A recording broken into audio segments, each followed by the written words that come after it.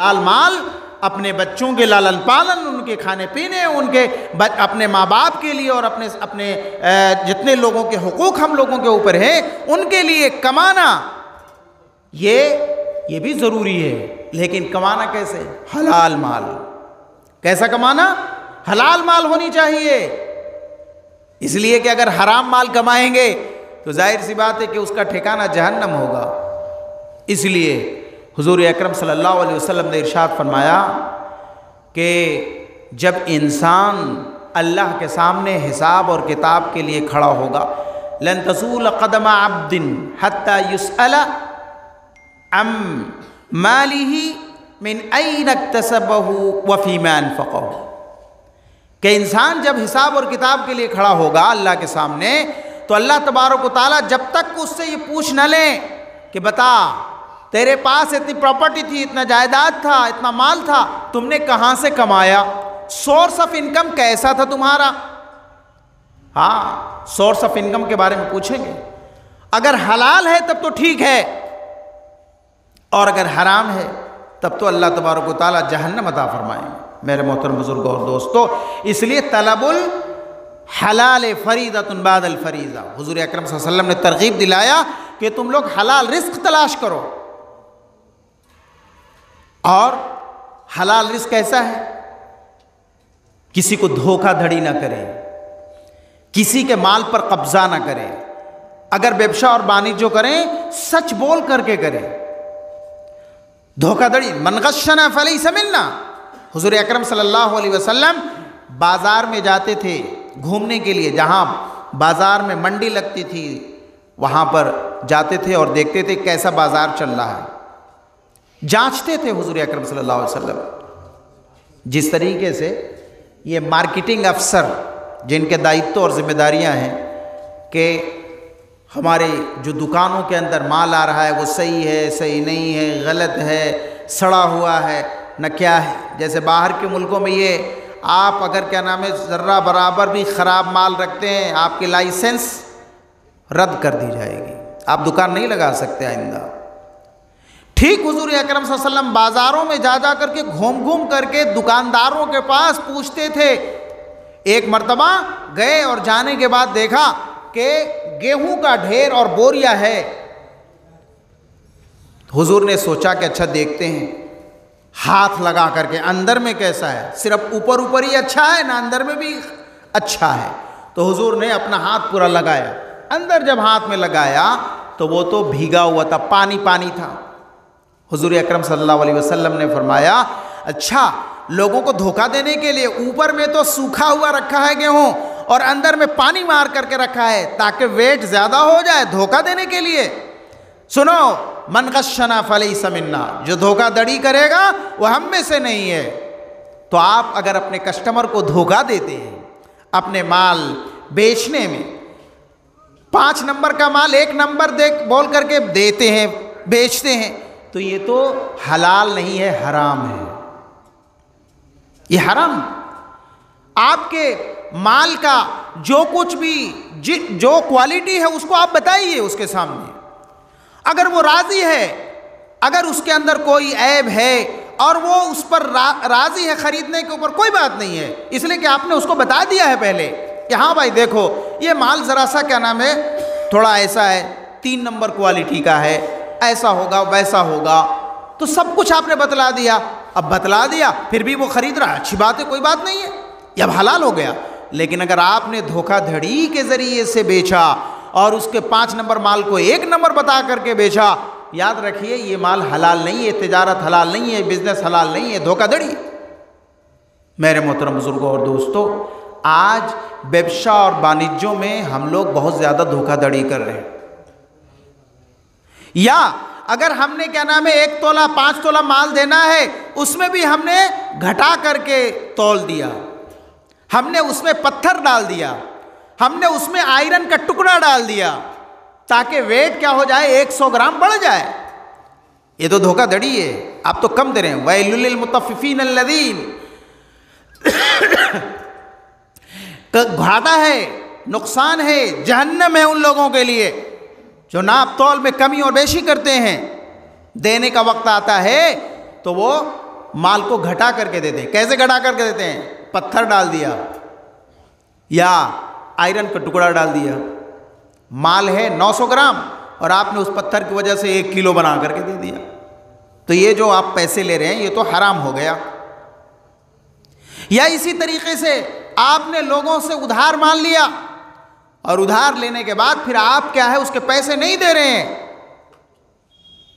जाहिर सी बात है, अब आप दुकान बनाएं, मकान बनाएं, बिल्डिंग बनाएं, गाड़ी खरीदें या आप अपने लिए अच्छे अच्छे सामान खरीदें, लेकिन लोगों के कर्जदारों के कर्ज अदा नहीं कर रहे हैं, तो जाहिर सी बात है कि ये माल कैसा होगा?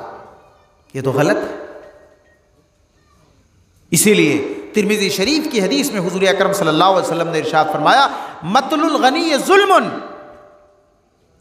जो साहिब हैसियत है, जिसके पास पैसे देने के औकात हैं, सब कुछ है, लेकिन फिर भी अपने कर्जदारों का पैसा नहीं दे रहा है, टाल मटोल कर रहा है, कहता ठीक है अरे बाबा 1 सप्ताह के बाद ले लेना, फिर आता है बेचारा, कहता ठीक है 2 दिन के बाद लेना, फिर आता है, करते करते साल भर हो गए लेकिन पैसा नहीं देता। मेरे मोहतरम बुजुर्गों और दोस्तों, ये क्या है? ये हराम माल है। लोगों के पैसों को रख करके हम बिल्डिंगें बनाएं, लोगों के पैसे रख करके हम माल खरीदें, लोगों के पैसे रख करके, कर्जदारों के पैसे रख करके और हम उनको दौड़ाते रहें, भगाते रहें, टाल मटोल करते रहें, ये जुल्म है। और जाहिर सी बात है कि जुल्म अल्लाह माफ़ नहीं करता। इस एतबार से ये नाहक पैसे आप लोगों के ले लिए, इसलिए व्यवसाय वाणिज्य अगर हम कर रहे हैं, सतर्क रहें कि कहीं दूसरों का हक तो हमारे माल में नहीं है, हराम माल तो हमारे माल के अंदर नहीं है और कर्जदारों का कर्ज हमारे पास तो नहीं है। हाँ, ये दूसरी बात है कि अगर सही मानों में आपने कर्ज लिया और आपके पास अभी अदा करने के लिए पैसे नहीं, कोई बात नहीं है, आप महीना 2 महीना आप उसको बता सकते हैं, लेकिन पैसे हैं और उसके बावजूद हम दौड़ा रहे हैं, झूठ मूठ का टाल बहाना कर रहे हैं न देने का, ये तो गलत बात है, ये हराम माल हो गया मेरे मोहतरम बुजुर्गों और दोस्तों। और फिर अगर इसी हालत में हमारी मौत हो गई तो याद रखिए, हदीसों के अंदर आता है कि जो इंसान, कि अगर किसी इंसान के ऊपर कर्ज था, किसी इंसान का कर्ज था, हदीसों में आता है कि हुजूर अकरम सल्लल्लाहु अलैहि वसल्लम जनाजे में जब बुलाए जाते थे नमाज पढ़ाने के लिए, तो हुजूर जनाजा पढ़ने से पहले पूछते थे कि भाई आप लोगों में से किसी का पैसा है, कर्ज है, ऋणधार है? अगर कोई बता देता हाँ मेरा ऋणधार है, तब हुजूर अकरम सल्लल्लाहु अलैहि वसल्लम नमाज नहीं पढ़ाते थे, कहते थे सल्लु अला साहिबिकुम, तुम लोग अपने इस भाई और इस ये क्या नाम है, इस ब्रदर के ऊपर क्या नाम है, नमाज पढ़ लो, मैं तो नमाज नहीं पढ़ा सकता। मेरे मोहतरम बुजुर्गों और दोस्तों, ये मामला था शुरू में हुजूर अकरम सल्लल्लाहु अलैहि वसल्लम के साथ, जबकि हुजूर अकरम सल्लल्लाहु अलैहि वसल्लम के पास पैसे नहीं थे। लेकिन जब बाद में हुजूर के पास पैसे हो गए तो हुजूर पूछते थे कि इसका कोई है भाई कर्जदार, ऋण वाला? तो हुजूर अकरम सल्लल्लाहु अलैहि वसल्लम के सामने जब कहा जाता हाँ है, तो हुजूर कहते अच्छा मुझसे ले लेना, और फिर नमाज पढ़ाते थे। तो अगर उनके वरसा, उनके बेटे, उनके भाई और उनके रिश्तेदार अगर जिम्मेदारी लेते हैं कि हाँ ये ऋणधार जिन लोगों का है हम अदा कर देंगे, तो अच्छी बात है, वरना याद रखिए हमने जितनी नमाजें पढ़ी, जितना हज किया और भी जितना नेक अमल किया है, ये कुछ काम नहीं आएगा। हदीस के अंदर आता है कि जब बंदे को हिसाब और किताब के लिए लाया जाएगा तो उस वक्त उसके पास नमाज के भी इतने लिस्ट, कुरान पढ़ने के इतने लिस्ट, तहज्जुद पढ़ने के लिए रोज़े का ये लिस्ट, वाह नेकियां ही नेकियां। अचानक एक आदमी खड़ा होगा और कहेगा अल्लाह हमारा फरियाद है। अल्लाह पूछेगा क्या है भाई? कहेगा जानते हैं मेरा इसके ऊपर 5 रुपया बाकी है। कहा अच्छा 5 रुपया तेरा बाकी है, चलो भाई, अब पैसा तो नहीं दे सकता, वहाँ तो ये सिक्का नहीं है हमारा, और न ये क्या नाम है नोट है, वहाँ तो नोट नहीं चलेगा। वहाँ नोट क्या है? अमल है। वहाँ नोट क्या है? अमल है। हमारे जो नाम अमाल में आमाल हैं वही क्या होगा? नोट होगा। अच्छा 5 रुपया, फरिश्तों को कहेंगे अल्लाह तबारक व तआला अच्छा इसके नेकियों में से इतना हिस्सा काट करके इसको दे दो। मेरे मोहतरम बुजुर्गों और दोस्तों, और आपको मालूम है कि कल क़यामत के दिन इंसान एक एक अमल के लिए परेशान होगा।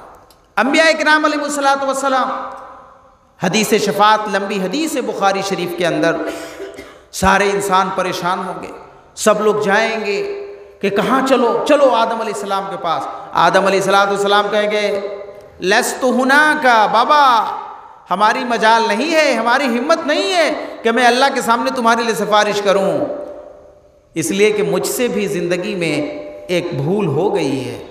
तमाम अंबिया ऐसी कहेंगे।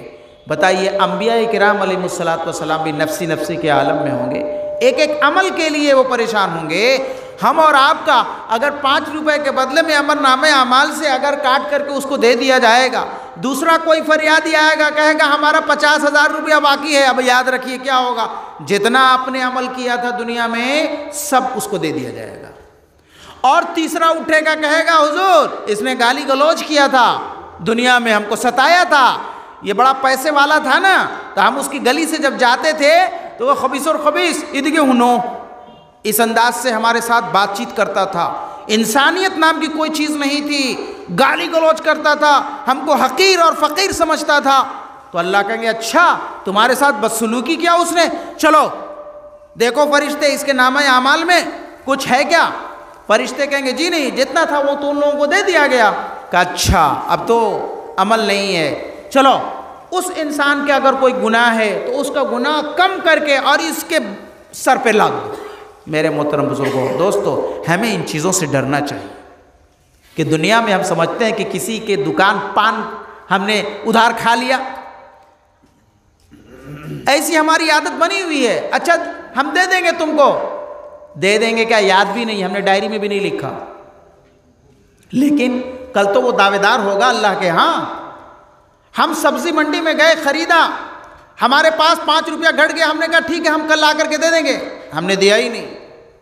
हम यहाँ इस्लाम नगर के मार्केट में गए, हमने कई लोगों से माल खरीदा और ख़रीदने के बाद हमने कहा ठीक है भाई हम तुमको 1 महीने के बाद दे देंगे, लेकिन हमने पैसे नहीं दिए, हमने अदा नहीं किया, ऋणदार सबका बाकी रह गया।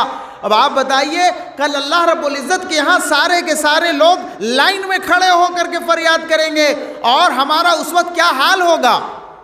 इसलिए मेरे मोहतरम बुजुर्गों और दोस्तों, हमें सतर्क रहना चाहिए, किसी इंसान का भी हमारे ऊपर हक बाकी नहीं रहना चाहिए, कर्ज बाकी नहीं रहना चाहिए। आज हमारे बिजनेस में और तिजारत में बहुत ज़्यादा ऐसा हो रहा है कि लोगों के पैसे ले लिया, लोगों के माल ले लिया और हम उसको अदा करने के लिए तैयार नहीं। ऋणधार है हमारे ऊपर लोगों का, हमने किसी का कहा ठीक है 50,000 रुपये माल दे दो, हम तुमको 1 महीने में दे दें, साल बीत गए लेकिन आज तक हमने पैसा नहीं दिया, बल्कि हमने कहा छोड़ो, बेचारा मांगते मांगते उसने छोड़ दिया, अब आना भी बंद कर दिया। लेकिन क्या, दुनिया में तो बच गए, लेकिन आखिरत में तो देना पड़ेगा। इसलिए मेरे मोहतरम बुजुर्गों और दोस्तों, हमारे पास जो माल है उसके बारे में हमें सोचना है, हिसाब करना है, हमारी जो ज़िंदगी है हमें हिसाब करना है। हासिबु अनफुसकुम क़ब्ल अन तुहासबू, अल्लाह के यहाँ हिसाब में जाने से पहले अपना खुद इंटरनल ऑडिट करा लो। अल्लाह के ऑडिट से पहले तैयारी कर लो, जो कुछ कमी बेशी ऋणदार, जो कुछ किसी का हक किसी का बाकी रह गया है, सब दे दा करके ख़त्म कर लो और अल्लाह के पास इस हाल में जाओ, नक़ीयन तक़िया, साफ सुथरा अल्लाह रब्बुल इज़्ज़त के यहाँ। मेरे मोहतरम बुजुर्गों और दो, तब तो कल अल्लाह के यहाँ हम बच पाएंगे, और अगर नहीं तो फिर याद रखिए बचने का कोई दूसरा रास्ता है ही नहीं। इसलिए हराम माल से हमको बचना है, हलाल माल हमको हासिल करना है। ख़ास करके व्यवसाय और वाणिज्यों में सोर्स ऑफ इनकम हमारा क्या है। गलत सोर्स ऑफ इनकम होगा तो जाहिर सी बात है कि उसका ठिकाना जहन्नम हो। आज सूदी कारोबार है मेरे मोहतरम बुजुर्गों और दोस्तों, सूदी कारोबार जिसके बारे में अल्लाह रब्बुल इज़्ज़त ने कुरान में साफ फरमा दिया, अहल्लल्लाहुल बैअ व हर्रमर रिबा, अल्लाह ने बै को, खरीद और फरोख्त को, तिजारत और बिजनेस को जायज़ करार दिया, लेकिन सूद को हराम करार दिया है। लेकिन आज इंसान, हम और आप धड़ल्ले से सूदी कारोबार कर रहे हैं। सबको जायज़ करार दे रहे हैं, गलत गलत तावीलें, गलत गलत उसकी कमेंट्री पेश कर रहे हैं। ये गलत बातें हैं, ये नाजायज़ माल और ये नाजायज़ व्यवसाय वाणिज्य जो हम कर रहे हैं, ये गलत बातें हैं। आज हमारी औरतें भी इसमें लिप्त हो चुकी हैं। मेरे मोहतरम बुजुर्गों और दोस्तों, इससे बचाने की ज़रूरत है।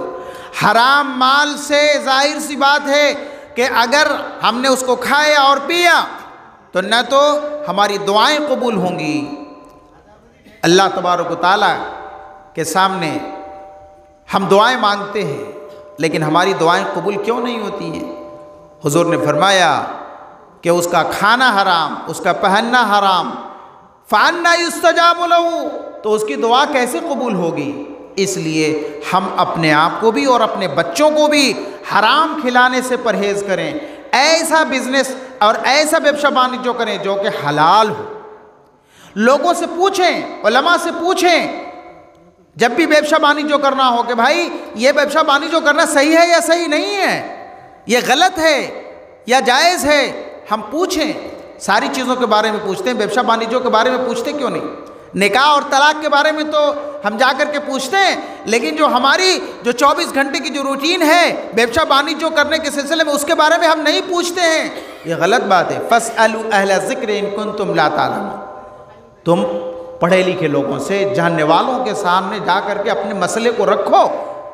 सारी ज़िंदगी के जितने भी आपके कामकाज हैं, समाजी या आपकी जो सोशल लाइफ है, इंडिविजुअल लाइफ है, व्यवसाय वाणिज्य है और भी तमाम कामकाज, सबके बारे में आप पूछिए कि अल्लाह और उसके रसूल की इसके बारे में क्या हिदायतें हैं, कि क्या दिशा निर्देश है।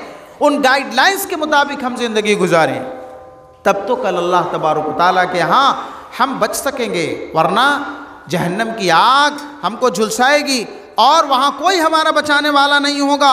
लाख रोएंगे, गिड़गिड़ाएंगे, कोई सुनने वाला नहीं होगा। मेरे दोस्तों, मेरे मोहतरम बुजुर्गों और दोस्तों, इसीलिए अल्लाह रब्बुल इज़्ज़त ने इरशाद फरमाया, क़ू अनफुसकुम व अहलीकुम नारा वक़ूदुहा अन्नास वल हिजारा। कह दीजिए, क्या लोगों, अपने आप को और अपनी औलाद, अपनी जनरेशन, अपनी नस्लों की हिफाजत करो, उनको जहन्नम की आग से बचाओ। जहन्नम की आग, ऐसी जहन्नम की आग कि जिसका ईंधन इंसान और पत्थर होंगे।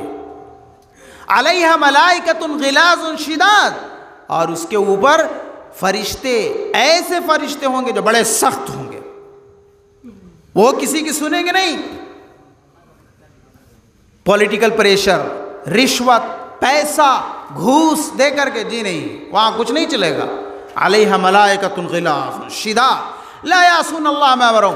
अल्लाह ने जिस ड्यूटी पर लगाया वो कभी उसमें नाफरमानी नहीं करेंगे। व यफ़अलून मा युमरून, जो कुछ उनको हुक्म दिया गया वही करेंगे, कुछ नहीं सुनेंगे। मेरे मोहतरम बुजुर्गों और दोस्तों, तो अपने आप को भी जहन्नम की आग से बचाना और अपने औलाद को भी जहन्नम की आग से बचाना है। इसलिए हमेशा हमें अपने ईमान की, अकीदे की हिफाजत करना है और अपने माल की भी हिफाजत करना है, ताकि उसमें हराम माल किसी तरीके से उसमें मिलावट ना हो सके। मेरे मोहतरम बुजुर्गों और दोस्तों, ईमान और अकीदे की हिफाजत कैसे करेंगे? ईमान और अकीदे की हिफाजत करना आज बहुत बड़ा एक चैलेंज। हर तरफ इंसान जहाँ जाता है वहाँ पर ऐसी ऐसी बातें, ऐसे ऐसे सीन्स, ऐसे ऐसे हालात, ऐसे ऐसे सिचुएशन हैं कि जहाँ ईमान को बचाना बड़ा मुश्किल है। मेरे मोहतरम बुजुर्गों और दोस्तों, जब तक अल्लाह का खौफ और खशियत हमारे दिलों में नहीं बैठेगा, हम ईमान की हिफाजत नहीं कर सकते। और न हम खुद अपने आप को भी बचा सकते और न अपनी औलाद और अपने खेश कुटुंब की ईमान की भी हिफाजत नहीं कर सकते। जाहिर सी बात है कि हमें इसके बारे में पढ़ना लिखना होगा। हमें अपने नस्लों को, हमें दीन की तालीम दिलाना होगा। जो बुनियादी मौलिक शिक्षा है हमें उसको दिलाना होगा। हज़रत याकूब अलैहिस्सलातु वस्सलाम का नाम आपने सुना होगा। कुरान में उसका बेहतरीन सीन और मंजर पेश किया गया है। इसक़ाल याकूब लिबनीहि माज़ा तअबुदून मिन बादी क़ालू नअबुदु इलाहक व इलाह आबाइक। हज़रत याकूब अलैहिस्सलाम उलुल अज़्म पैगम्बर, पूरा ख़ानदान सब नबी है, बेटा, पोता, नाती, नवासा सब के सब नबी हैं। और आपको मालूम है अल अंबियाउ कुल्लुहुम मासूमून, अंबिया सब के सब मासूम होते हैं, उनसे कोई गुनाह नहीं होता, अल्लाह ने उनकी हिफाजत की है। इसके बावजूद भी हज़रत याकूब अलैहिस्सलाम को मालूम है कि मेरी पूरी नस्ल, मेरा जनरेशन सब के सब नबी हैं और अल्लाह ने इनकी हिफाजत की है। इसके बावजूद दिल में बेचैनी है कि अब मैं अल्लाह के पास जाने वाला हूँ, मेरी मौत आने वाली है। मौत से पहले पहले तमाम बच्चों को, अपने बेट को, सबको बुला करके औलाद को बिठाया और उनसे इकरार करवाया, उनसे प्रॉमिस लिया, उनसे अहद लिया, बेटे माज़ा ताबुदून मिन बादी, बताओ मरने के बाद तुम लोग कैसे ज़िंदगी गुजारोगे, किसकी इबादत करोगे।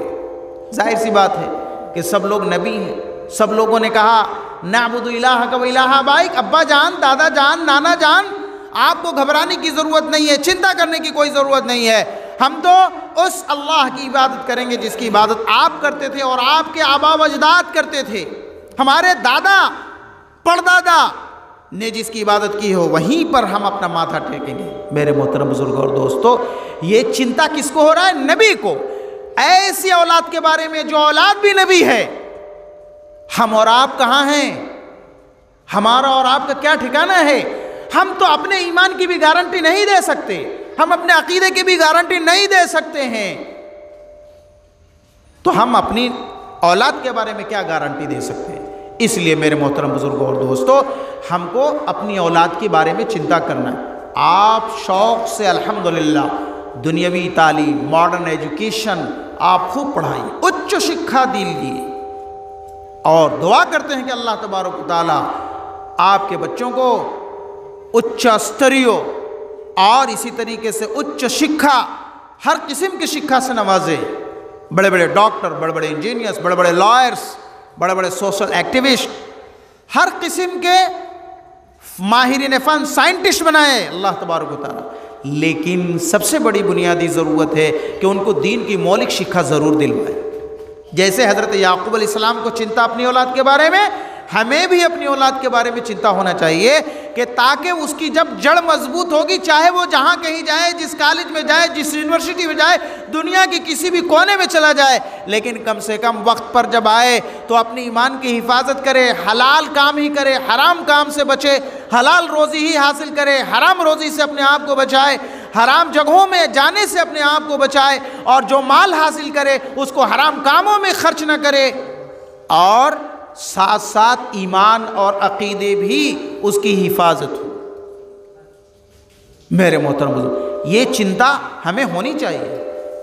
मेरे मोहतरम बुजुर्गों दोस्तों, इसलिए हम अपने बच्चों को मौलिक शिक्षा दीनी तालीम ज़रूर दिलवाएं। आप बेहतरीन हमारी मस्जिदें जहाँ मकतब है, हम अपने बच्चों को मकतब में भेजें। दीन की बुनियादी अकीदा, कुरान की तालीम और आवश्यकीय मसाइल जो है नमाज का, वज़ू का, तयम्मुम का, गुस्ल का, तहारत का, इन तमाम चीज़ों के बारे में हम उनको ज्ञान दें, शिक्षा दें। मेरे मोहतरम बुजुर्ग और दोस्तों, और साथ ही साथ ये भी याद रखें कि ये जो मौलिक शिक्षा देने वाले और दीन की बुनियादी तालीम देने वाले, अक़ीदे और ईमान की अहमियत को उनके दिलों में बिठाने वाले हैं, ये कम नहीं है। जैसे आपके बेटे को JEE की तैयारी कराने वाले, नीट की तैयारी कराने वाले, या इसी तरीके से SES और UPSC के सिलसिले में बड़े बड़े प्रोफेसर, बड़े बड़े माहिरीन आपके बच्चों की तैयारी कराते हैं, तो आपके ईमान और अक़ीदे की हिफाजत करने के लिए आपके बच्चों के ऊपर जो बेचारे ध्यान केंद्रित करते हैं और उनको आवश्यक मसाइल सिखलाते हैं, दीन की और अक़ीदे की बातें बतलाते हैं, उनकी ज़िंदगी में भी, आपकी ज़िंदगी में और उनकी ज़िंदगी में उनका बड़ा भूमिका और बहुत बड़ा रोल है। तो जैसे आप उनका ख्याल करते हैं, ऐसे आप इनका भी ख्याल कीजिए। जैसे उनकी अहमियत आपके दिलों में, उनकी इज़्ज़त और अज़मत आपके दिलों में है, ऐसे ही हमारे इन लोगों की भी अहमियत और इज़्ज़त और अज़मत हमारे दिलों में होनी चाहिए कि ये बड़ा ऊँचा काम करने वाले हैं, जिसका विनिमय और जिसका फल कल क़यामत के दिन हमको मिलेगा।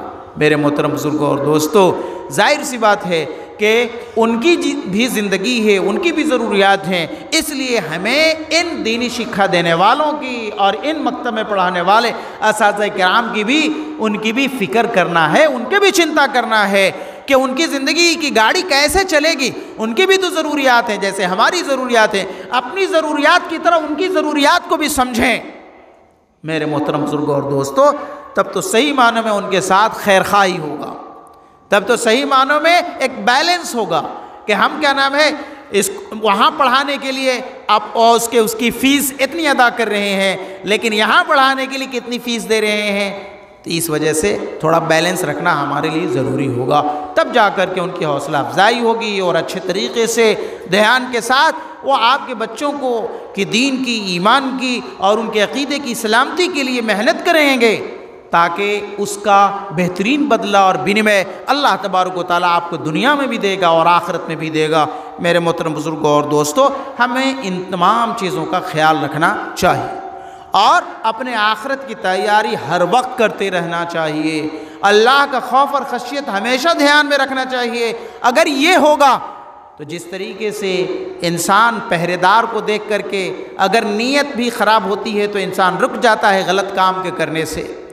अगर फ़ौज और सिपाही यहाँ पर मौजूद हो तो फिर इंसान चुपचाप रहता है, कोई का गलत काम नहीं करता।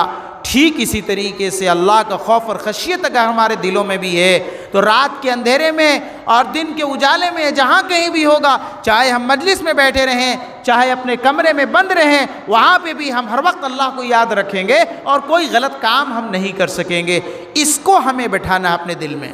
न किसी के साथ नाइंसाफ़ी करेंगे, न अत्याचार करेंगे, न जुल्म करेंगे, न फसाद करेंगे, बल्कि हमेशा इंसानियत की भलाई के लिए, मानव प्रेमी और देश प्रेमी के लिए हम काम करेंगे, ताकि क्या नाम है हम समाज की उन्नति के लिए और देश की तरक्की के लिए हम कुछ काम आ सकेंगे और दुनिया की भलाई भी और आखिरत की भलाई भी हमको हासिल होगी।